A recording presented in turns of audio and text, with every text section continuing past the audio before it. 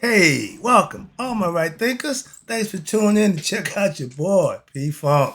Thinking right out here in the lab. Well, I spend a lot of time doing what I do for you, but I got something nice for you today. Lesson is going to be a good one. Let's go. Rightism 25 rules to live by. Storytelling. Story with a message. There's a message in the story for life. I give life lessons. You tune to receiving them. I appreciate you. We got a good thing going. Let's make it better. Let's go. Right thinking mission, and that's what I'm on, is to enlighten, inspire, educate, and motivate you, the individual, to a higher spiritual level of enlightenment.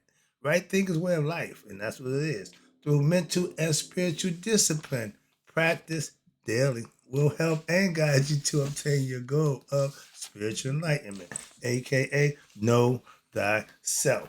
My mission, and that's what I'm on, is that all right thinkers know thyself.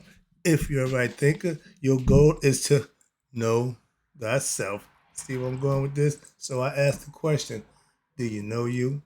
It's rhetorical. But if you have an answer for yourself, tune in. I can help you with that. That's what I do for you. A person who knows not and knows not that they know not is foolish. Disregard them.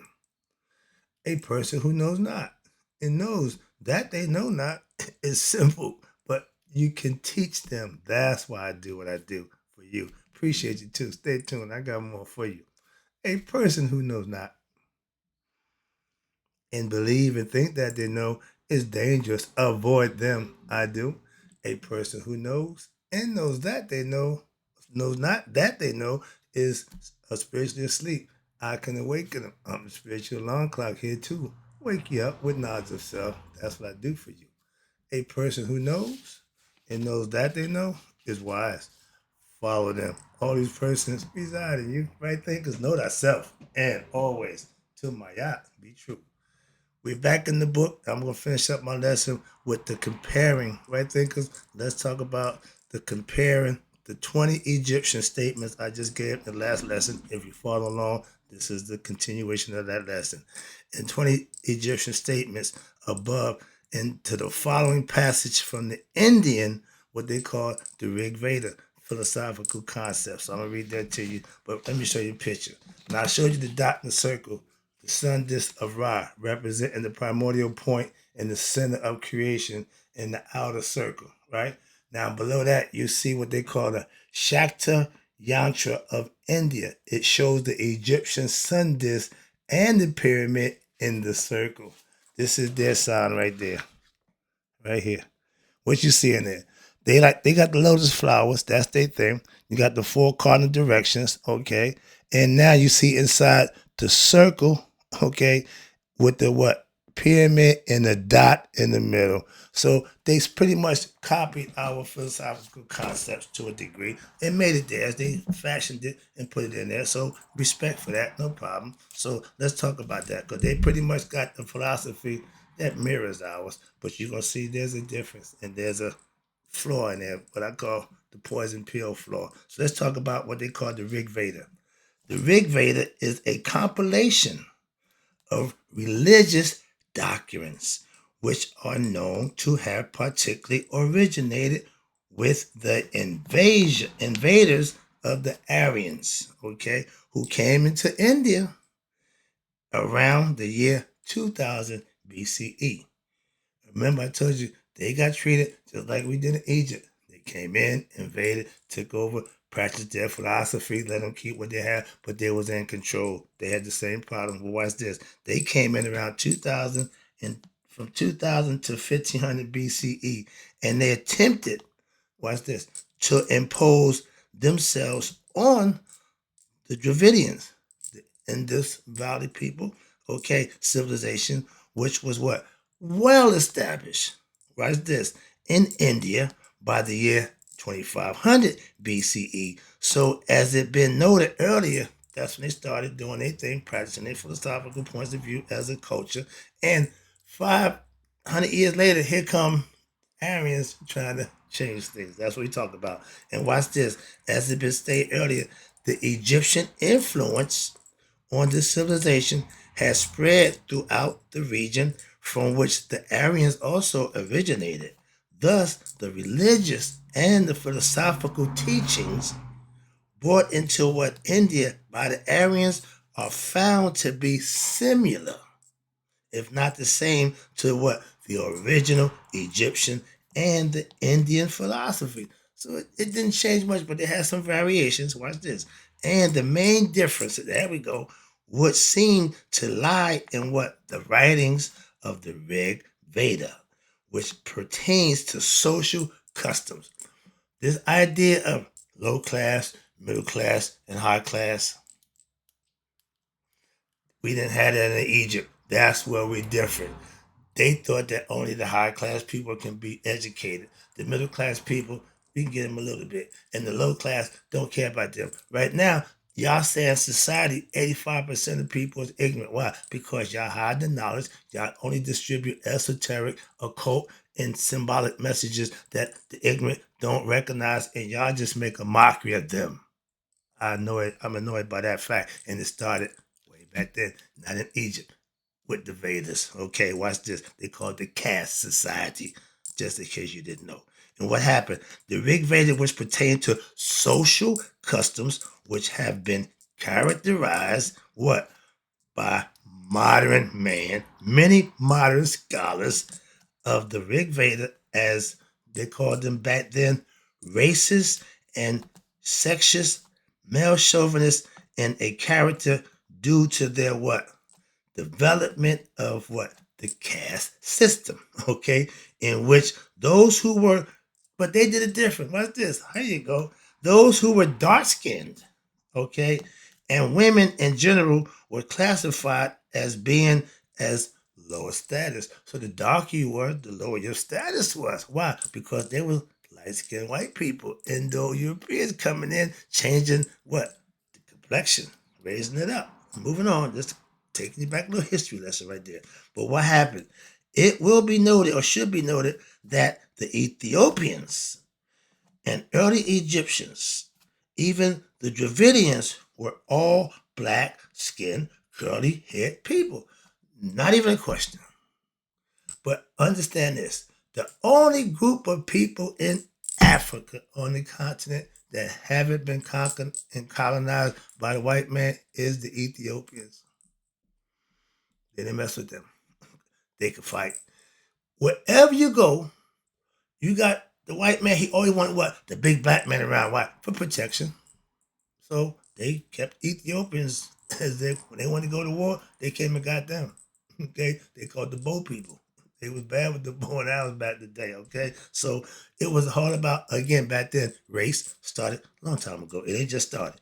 In this situation, it was similar to that which what had occurred where in Egypt, happened before, okay, with the what? The invasion and influx of Asiatics and your Indo-European invaders, Romans and Greeks.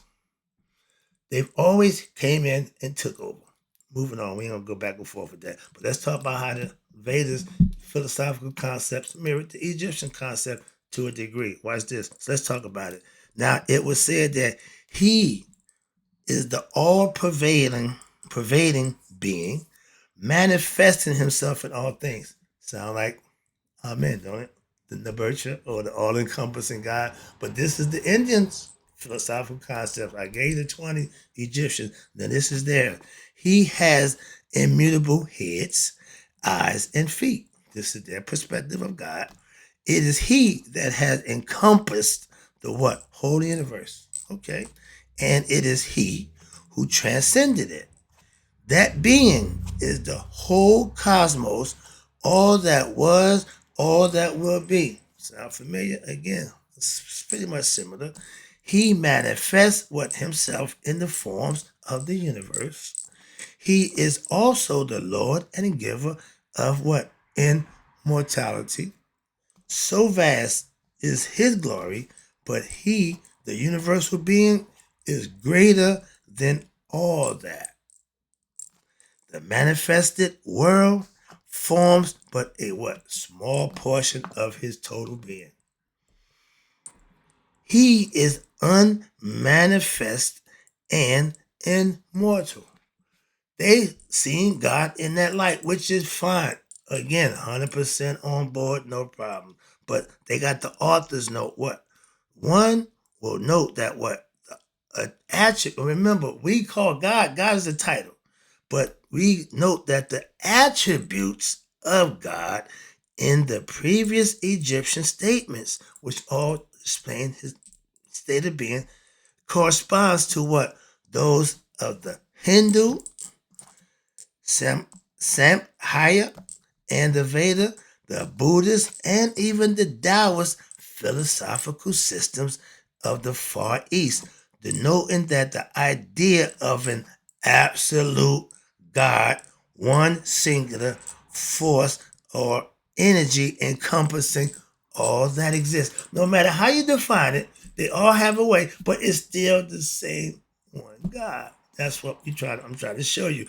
No matter where you are, no matter what you profess, they still come back to what? That one God you profess. And these are the attributes of him. God in him is he's everywhere in all things. Everybody philosophically tell you the same thing. Moving on. Not just one person. Moving on. Now, after all of this, the description that they give you for God also refers to what? The mental state in which God represents in all human beings. He's mental, he's spirit, but he's also here. Heart, mind, coherence. You become one with yourself. I'm trying to make it clear. I do it all the time. Thus, what happened? Thus, the true essence, and that's what religion try to get you back, what? To God, which is your true essence of our soul, is described by the sages as a guide for understanding what the goal of spirituality is to become conscious of who you are. The essence of who you are is God. The spirit that's in you is God. You got to become conscious of that, and that's what you're here to do. And that way you won't be reincarnating. That'll stop the process, because now you're going back to where you just come. The Vedanta philosophy continue. Now I'm going to give you, I think they got 9 tenets of the Vedanta. Yeah. Break them down for you right quick. Let me run through them. Now, let's talk about them. Now, the absolute reality is that which is unchanging. That's God. He's been God since the beginning. He's still God. Whenever the end is, we'll never know, but he'll still be God. That's their philosophy. Again, we're going from the Indian philosophical concepts of God. The absolute reality is named Brahman. Not Amen. Brahman. Okay? Again, the manifesting universe is an appearance, only an illusionary modification, of who? Brahman, again, God. Therefore, it never had a beginning and will never have an end. Why? Because it is only an appearance, an illusion. It's not really there. Hope you can conceive and understand this. Brahman, aka the all-encompassing Nibirsha from the Egyptian concept, Brahman is the Indian for the same guy, is what they consider, again, watch this, pure consciousness. Amen is the hidden witness of what? Pure consciousness. Moving on. I hope you're understanding this. Some of y'all do, some of y'all don't, but my goal is to give it to you. My job is to teach it, and you got to understand it, but I'm giving it to you. Let's go. Brahman is pure consciousness. Sound familiar? All that exists is essentially Brahman or Nibirsha. Sat, Chet, Ananda. It means exists, knowledge, and bliss. Wow. I agree on every one of them. Why? Because with existence, self-existence, you gain knowledge and you obtain bliss. That's God. God gives things existence. He make them out of himself. God is conscious of what? All things. God knows your heart of all of us. How could that be? He's in all of us. Like the ocean, every drop belongs to the ocean. We belong to God in physical form. We are spiritual beings having a human experience is still from God. Therefore, what? We exist. And God gives, you ready? Bliss. To who? To the experience of living righteous, virtuous, self-serving. When you live, do, and be right and serve your higher self for others, you will be rewarded. We call them blessings. They knew it as bliss. Why? Because when things are going your way, everybody feel good when everything just happened to fall out. Everything. Why? That's not by accident. That's not a coincidence. You earn those things by how you live. That's what he's telling you. God rewards those who live according to what he wants you to do. So the mind, body, and senses of all human beings are what? Just illusions. Well, I'm real. I can feel. It said the mind, the body, and the senses of human beings are illusions. The essence of everything in this universe, including the human soul that dwells in man, is pure consciousness. He's aware of all. God is, excuse me, where we at? Okay, he's aware of pure conscious. Even though, watch this, objects that appear to be real, tangible, and permanent, it is in reality transient and still illusory. Like the mirage on the desert, it's there, but it ain't there. But you see, yeah, again, that's what this world is. Why? Because this physical body is going to run out due to sickness, old age, whatever, gunshot point, but it's going to run out. But what's inside it can't die. It just goes on to another body or go back to the maker. Simple philosophy, the concept.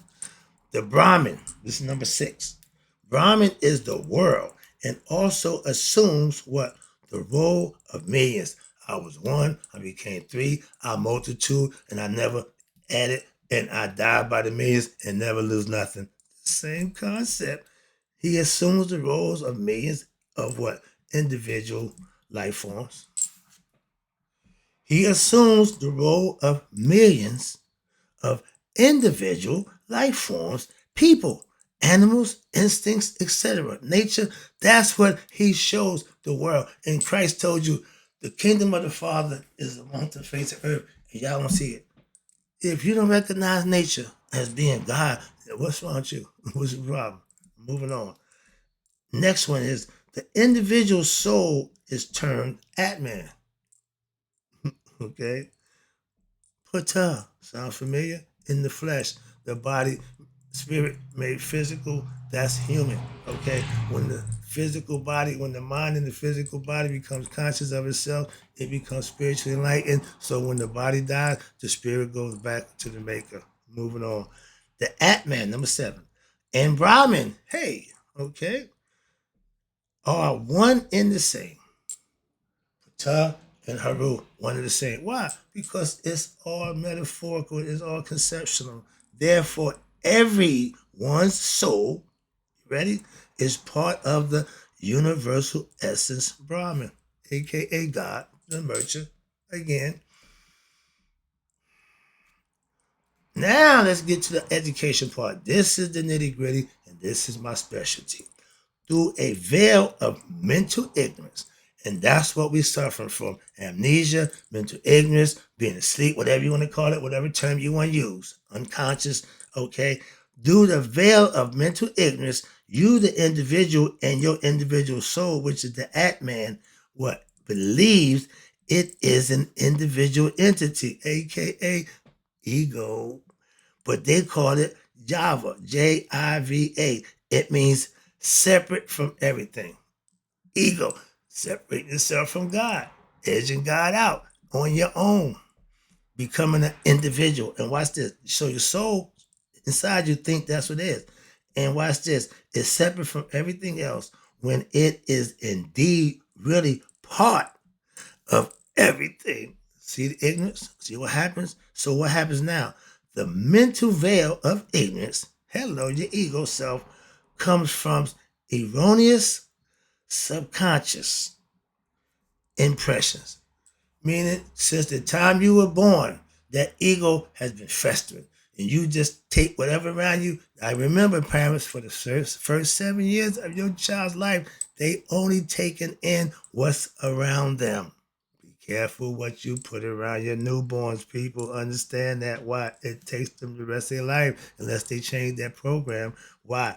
And these are things that program your subconscious impressions, which cause the ignorant person to what? Believe they are what? A body instead of spiritual being. And therefore, what happens? They go through life searching for what? Physical happiness and fulfillment of this illusionary world and looking for physical pleasures, cardinal pleasures of of the physical body, pleasures of the world. I see more butt shaking, half naked women than I can shake a stick at. And what in the hell is the problem? I got a problem with it, and I love women, got no problem, but this is just getting ridiculous. Come on, man. Again, society, women think that's what men want to see. Yeah, but he don't want to marry that. He don't want to take that home. He don't want no. He just want to look at it. Yeah, come on, man.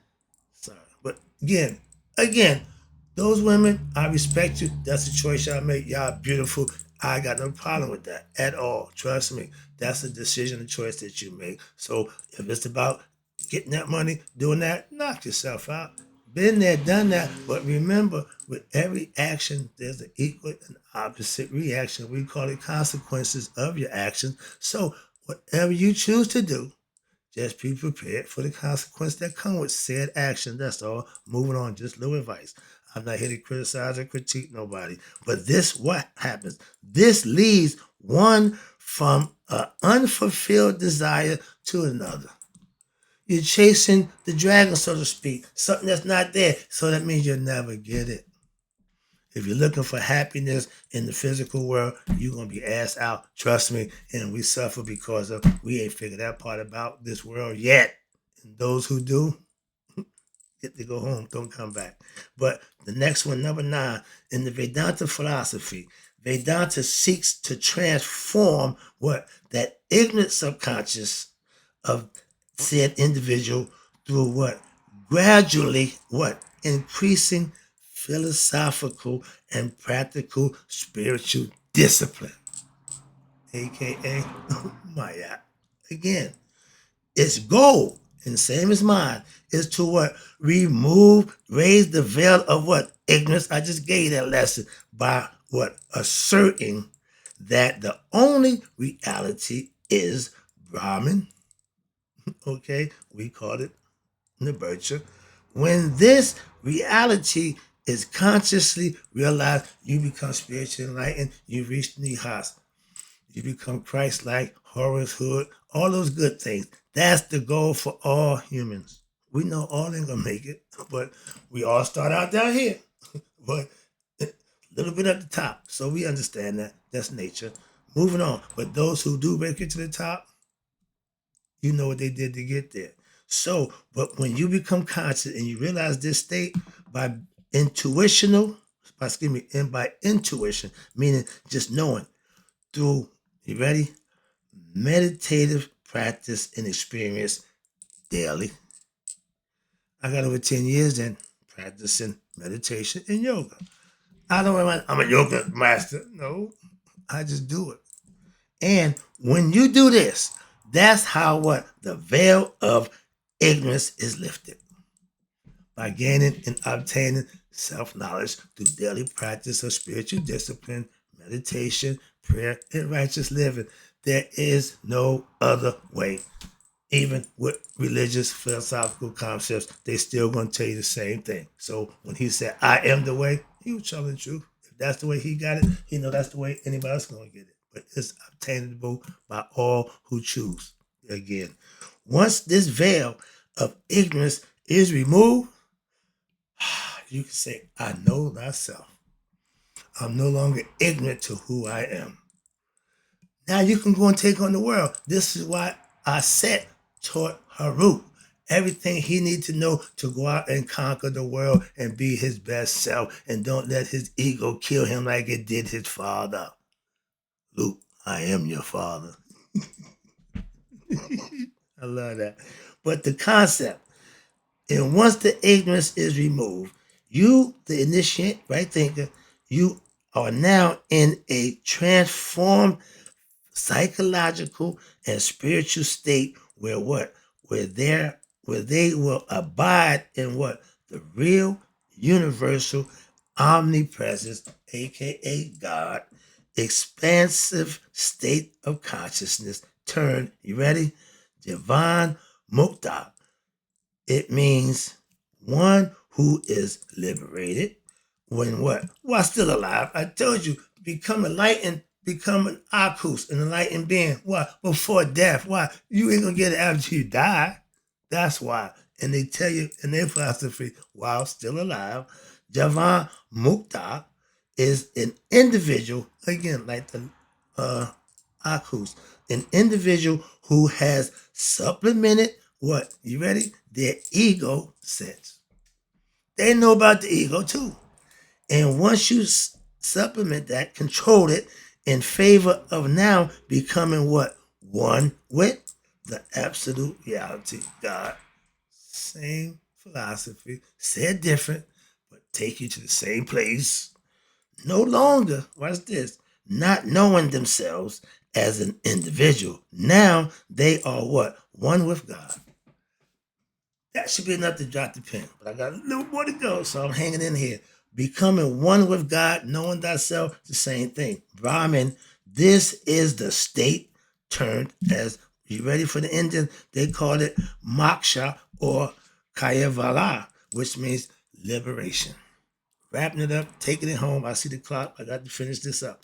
The term illusory modification can be better understood by a quick lesson from a simile given by the Vedanta philosophy. A person enters a dark room. We do it all the time. And steps on something which appears to feel like a snake. And now, through ignorance and not understanding because you're in the dark, you don't know, you are very scared because now you believe the information from what? Your senses, which is not really on, but you believe him in the dark. The person you turn on the light now and you find out what?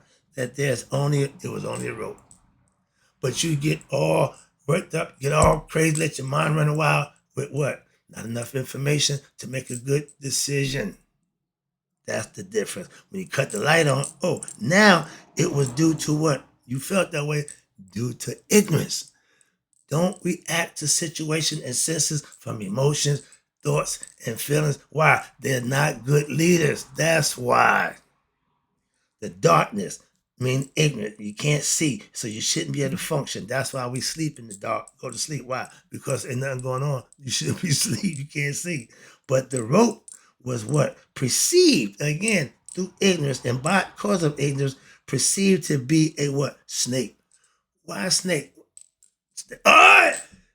Unless you live in India where snakes are prevalent, I don't think snake will step on something in the dark room. But again, this is a simile, just a lesson. Try to learn it. Again, it ain't got to be literal, but you got to be able to imagine and understand and put yourself in that perception, and you'll see the concept. You'll get the plot and the meaning. In the same way, watch this. It is our ignorance that what about our true nature, which allows us as human beings to what? Perceive ourselves as separate entities instead of what we truly are. Brahman, God's in the flesh. I keep telling you, Haru, me and you, God made flesh. We are the offspring from Asar.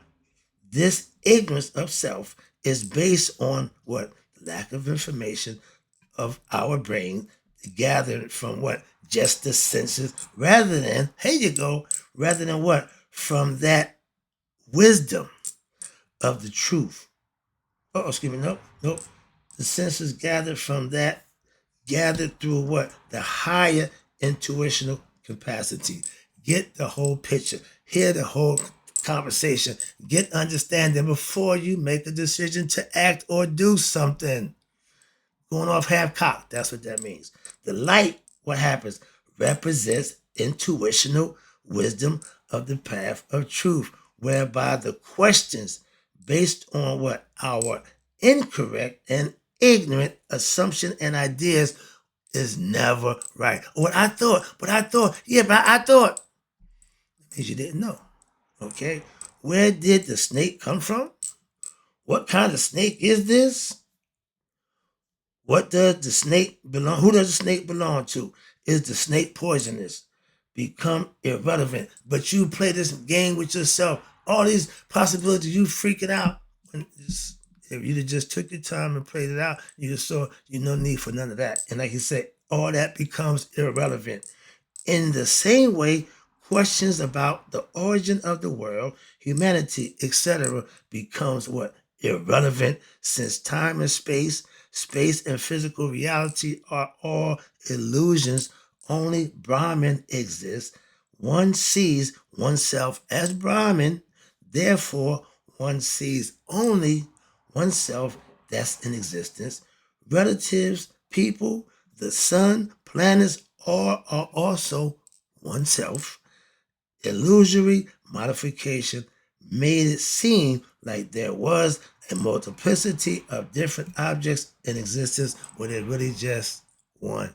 And you know what? In closing, right thinkers, everything comes from the one. That's the lesson. Hope you enjoyed it. And in closing, right thinkers, may you all live to be 100 and me 100 minus a day. So I never know that right thinkers like you have passed away. Oh, I'll be back. I'm not done.